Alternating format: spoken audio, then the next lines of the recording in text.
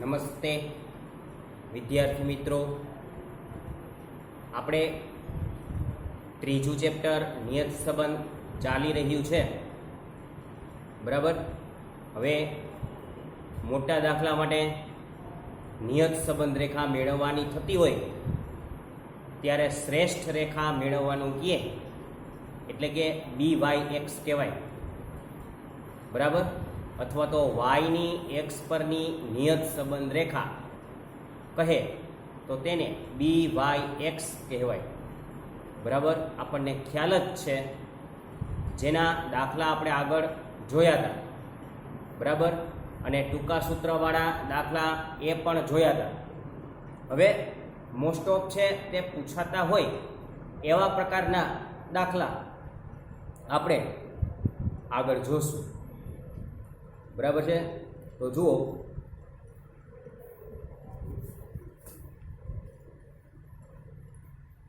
સ્વાધ્યાય 3 નો વિભાગ સી 5મો દાખલો. જો B = 1.5, R = 0.8 હોય તો x નું પ્રમાણિત વિચલન એટલે કે Sx, ધ્યાન રાખજો. બરાબર. વિચરણ કહે તો તે Sx² હોય. અહીંયા ખાલી વિચલન કીધું છે એટલે તે Sx છે. વિચલન અને વિચરણ બંને વચ્ચે ફરક છે, તે બરાબર ધ્યાનથી સમજજો. બરાબર. તો અહીંયા આપણને પ્રમાણિત વિચલન આપેલ છે એટલે કે Sx આપેલ છે. તો y નું પ્રમાણિત વિચલન મેળવવાનું છે. y નું પ્રમાણિત વિચલન એટલે કે Sy મેળવવાનું છે. બરાબર. હવે રકમમાં આપણી પાસે BYX છે, R છે, Sx છે અને y નું પ્રમાણિત વિચલન એટલે કે Sy મેળવવાનું છે. બરાબર. તો હવે આપણી પાસે R હોય, Sy હોય અને Sx હોય તો આપણે કયું સૂત્ર વાપરવું? તો જો આપણને સૂત્ર મગજમાં બરાબર હશે તો જ આપણે ગણતરી કરી શકશું. બરાબર. તો આપણું સૂત્ર આવશે BYX = R × Sy / Sx. BYX આપણને આપેલો છે 1.5 R આપેલો છે 0.8 Sy મેળવવાનો છે અને Sx આપેલો છે 1.6. બરાબર. હવે 1.5 એને ગુણ્યા 1.6 ચોકડી ગુણાકાર કરશું એટલે એ આવશે 2.4 = 0.8 Sy ને કરતા બનાવો. 0.8 ગુણાકારમાં છે, આ બાજુ જાય તો ભાગાકારમાં એટલે કે 2.4 એને ભાગ્યા 0.8 એટલે Sy મળશે આપણને 3. હવે આવા ટૂંકા પ્રકારના દાખલા હોય તેમાં સમીકરણ રેખા કીધું હોય તો જ મેળવવાની. બરાબર. બાકી મોટા દાખલા હોય તો એમાં તો આપણે સમીકરણ રેખા કે મોડલ ફરજિયાત મેળવવું પડે. બરાબર. આવા દાખલા પણ આપણે પ્રેક્ટિસ કરેલી જ છે. જે ઇમ્પોર્ટન્સ એવા વધારે પડતા પૂછાતા હોય એવા પ્રકારની ગણતરી આપણે વધારે જોશું. બરાબર. હવે આગળની તમે પ્રેક્ટિસ કરી છે એમાં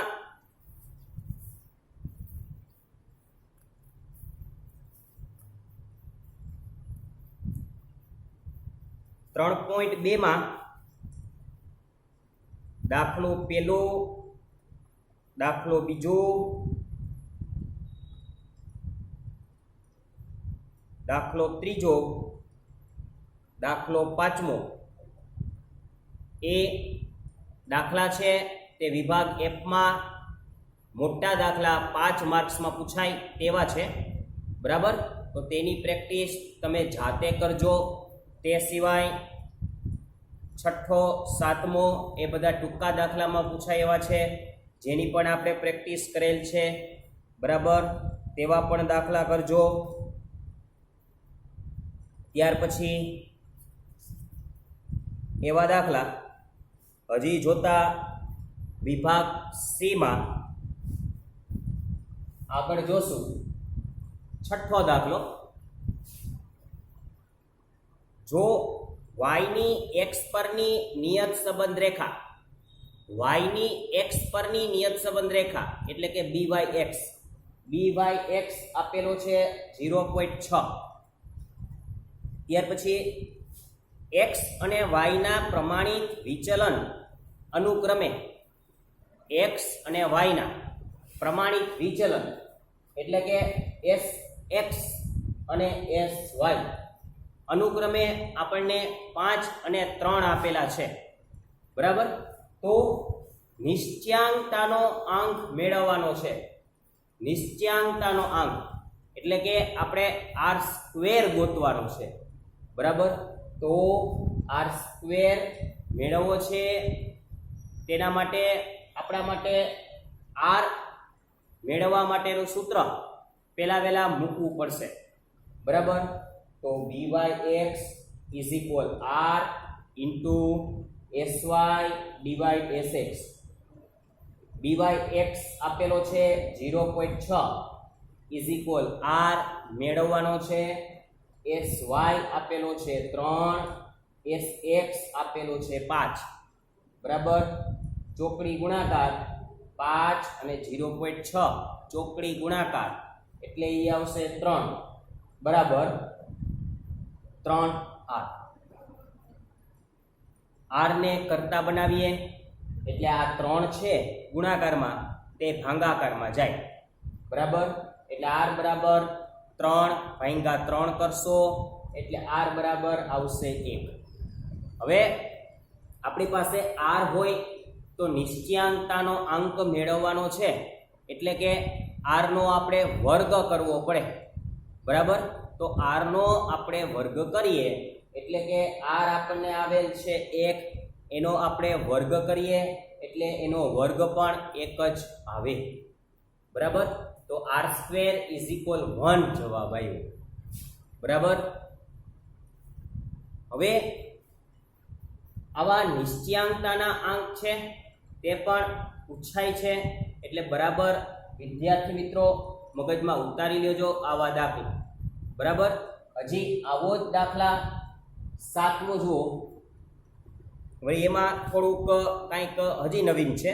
શું નવીન છે તો તમે એ શીખો કે y ની x પરની રેખા, y ની x પરની રેખા એટલે કે byx આપેલો હોય, y cap is equal 35 plus 2x, y is equal 35 plus 2x, બરાબર.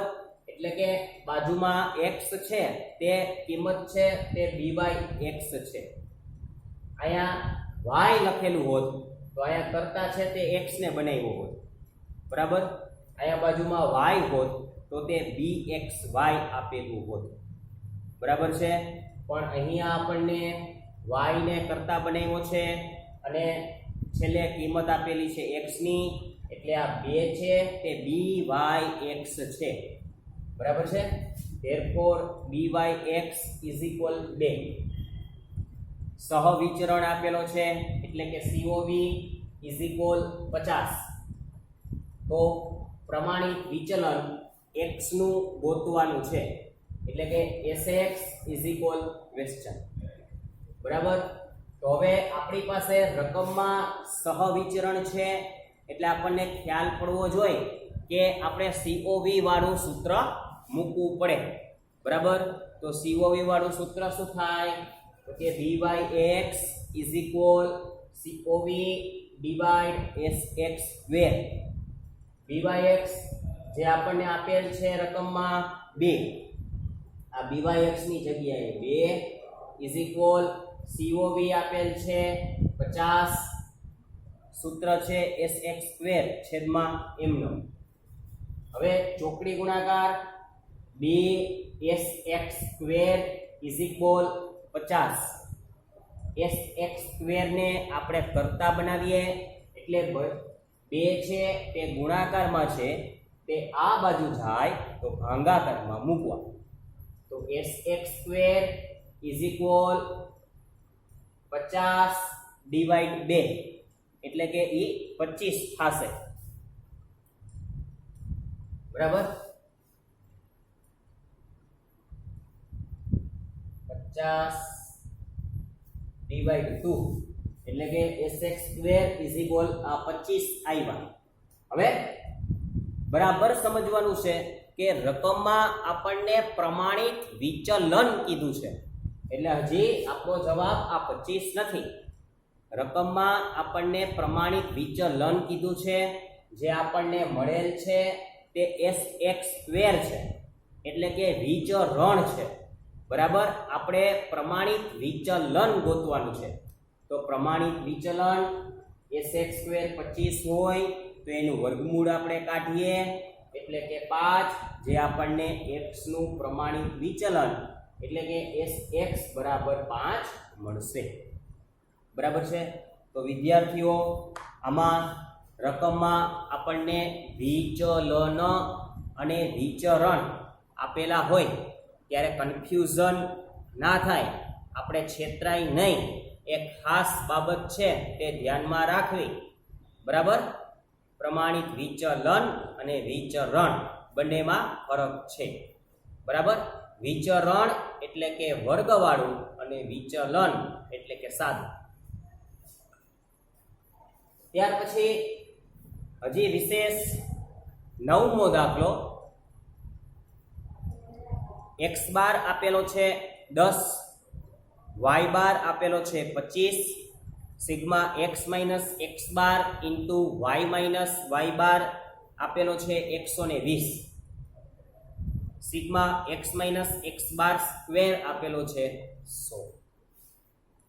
હવે આવા પ્રકારની માહિતી આપેલી હોય તો ત્યારે આપણે જે વિભાગ F માં પૂછાય તેવા 5 માર્ક્સના દાખલા માટે જે આપણે 3 સૂત્ર હતા, બરાબર, એમાંથી તેનો ઉપયોગ કરી શકીએ.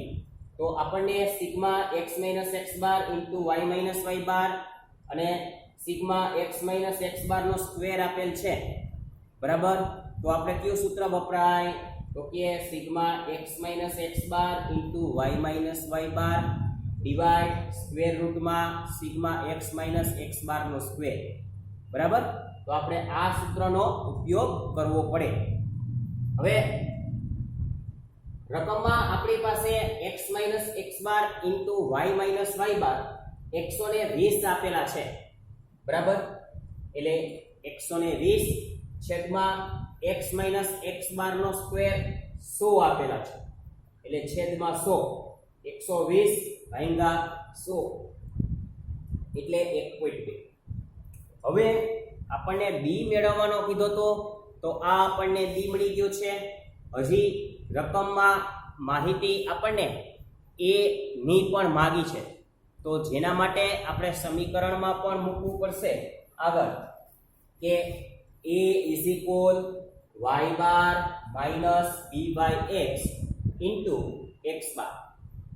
y બાર આપેલા છે 25 માઇનસ b બાય x મેળવેલ છે 1.2, x બાર છે 10, 25 માઇનસ 12 એટલે એ મળ્યો આપણને 13, બરાબર.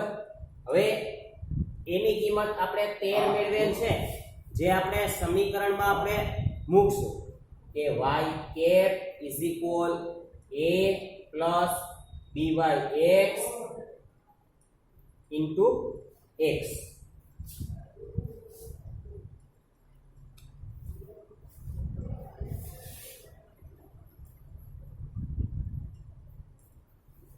બરાબર છે. તો એની કિંમત છે આપણે મેળવેલી 13 પ્લસ byx મેળવેલ છે 1.2 અને x એમનો.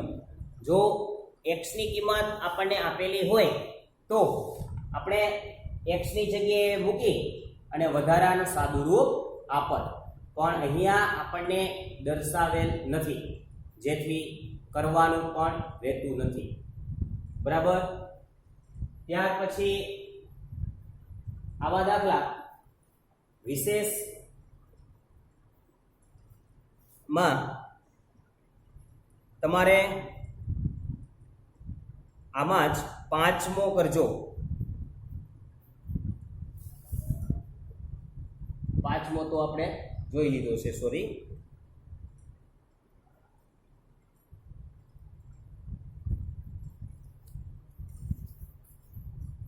પેજ ફેરવો. વિભાગ ડી માં આપણે આવા દાખલા હજી જોવા માટે તમે દાખલો 8મો પ્રેક્ટિસ કરજો. તે સિવાય 9મો પણ ગણજો. બરાબર છે. હવે આપણે આવો દાખલો વિભાગ ડી માં 10મો દાખલો આપેલો છે તે જોશું. તો જુઓ વિભાગ ડી દાખલો 10મો. y ની x પરની નિયત સંબંધ રેખા, y ની x પરની નિયત સંબંધ રેખા એટલે કે byx આપેલું છે 11 પ્લસ 3x, 11 પ્લસ 3x એટલે કે બાજુમાં x છે એટલે કે આ 3 છે તે byx = 3. બરાબર. sx આપેલો છે 3, sy આપેલા છે 10. તો નિશ્ચયાંકતાનો અંક ગોતવાનો છે. નિશ્ચયાંકતાનો અંક એટલે કે r² મેળવવાનું છે. બરાબર. તો રકમમાં આપણી પાસે sy અને sx છે, તેમજ આપણી પાસે b છે. તો આપણે r વાળું સૂત્ર મૂકવું પડે. તો byx = r * sy / sx. byx આપેલો છે 3 = r મેળવવાનો છે * sy એટલે કે 10 અને sx એટલે કે 3. 3 એને ગુણ્યા 3 ચોકડી ગુણાકાર એટલે કે 9 બરાબર 10r. r ને કરતા બનાવો એટલે આ 10 ભાંગાકારમાં જાશે એટલે કે 9 ભાંગા 10 એટલે r બરાબર 0.9. હવે r બરાબર 0.9 હોય અને આપણે નિશ્ચયાંકતાનો અંક મેળવવો હોય એટલે કે r² મેળવવા માટે તેનો વર્ગ કરવો પડે. તો 0.9 નો તમે વર્ગ કરશો એટલે 0.81 આવશે. કદાચ માની લ્યો કે આ દાખલામાં હજી આપણને ધારણા યોગ્ય છે કે કેમ એવું કહેલું હોય અથવા તો અર્થઘટન કરો એવું કીધું હોય તો શું કરવું? તો તમારે યાદ રાખવાની શરત રહેશે કે r² ની કિંમત 0.5 કરતા મોટી આવે તો ધારણા યોગ્ય કહેવાય. બરાબર. 0.5 કરતા નાનો જવાબ આવે તો ધારણા યોગ્ય નથી એવું અર્થઘટન થાય. બરાબર. અહીંયા આપણે r² ની કિંમત 0.81 આવેલ છે એટલે કે 0.5 થી મોટી આવેલી છે. બરાબર. તો ધારણા યોગ્ય છે તેમ કહેવાય. બરાબર. પૂછેલ હોય તો. ત્યાર પછી આવા દાખલા તમારે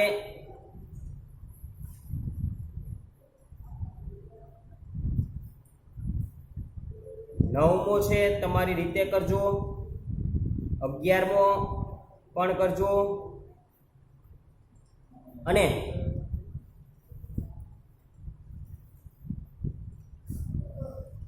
13મું પણ કરજો. બરાબર. એ સિવાય મોટા દાખલાની પ્રેક્ટિસ માટે વિભાગ એફમાં જે દાખલા આપણને આપેલા છે પેલો બીજો, જેની પણ પ્રેક્ટિસ વધારે તમારે કરવાની રહેશે. ત્રીજો દાખલો છે તે આપણે ટૂંકા દાખલામાં જોયા છે, એવો જ દાખલો હજી ચોથો જોઈએ. રકમ જ્યારે આવી ગુજરાતીમાં આપેલી હોય તો તેનાથી પણ છેતરાવું નહીં, અને એની પણ આપણે આગળ પ્રેક્ટિસ કરેલ જ છે, છતાં હજી વધારે જોઈએ. તો ચોથો દાખલો વિભાગ ઈ, મધ્યક આપેલા છે. મધ્યક એટલે કે x બાર આપેલો છે 18, y બાર આપેલો છે 970, પ્રમાણિત વિચલન આપેલા છે. પ્રમાણિત વિચલન એટલે કે x આપેલું છે 2 અને sy આપેલો છે 38. સહસંબંધાંક એટલે કે r આપેલો છે 0.6. હવે byx is equal r into sy divide sx. r આપેલો છે 0.6 into sy આપેલો છે 38, એના છેદમાં sx આપેલો છે 2. 0.6 ગુણ્યા 38 એને ભાગાકાર 2 કરશો એટલે byx મળશે 11.4. બરાબર. 11.4 થયા પછી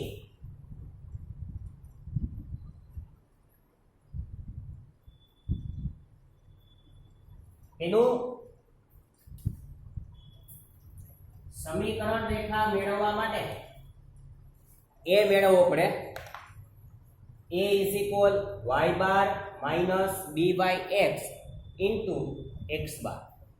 y બાર આપેલો છે 970 માઇનસ byx મેળવેલ છે 11.4, x બાર આપેલો છે 18, 970 એમનમ માઇનસ 11.4 એને ગુણ્યા 18 એટલે 205.2. 970 માંથી બાદ કરશો એટલે 784.8, જે આપણને એ મળશે. હજી વિશેષમાં આપણને x ની કિંમત 20 આપેલી છે. x ની કિંમત આપણને 20 આપેલી છે એટલે હજી સમીકરણ આપણે દર્શાવશું. તો y cap is equal a plus byx into x. એ મેળવેલ છે 764.8 પ્લસ byx મેળવેલ છે 11.4 ઇન્ટુ x એમનો. હવે આપણને x ની કિંમત 20 આપેલ છે, તો અહીંયા આપણે આ x ની જગ્યાએ 20 મૂકશું અને સાદુરૂપ આપશું. 784.8 પ્લસ 11.4 એને ગુણ્યા 20 કરશો એટલે 228. 228 માં 764.8 ઉમેરો એટલે y કેપ ઇઝ ઇક્વલ 992.8 આવશે. બરાબર છે. તો આવા દાખલા જે આપણે જોયા તેવા જ દાખલાની પ્રેક્ટિસ તમારે કરવાની રહેશે. બરાબર.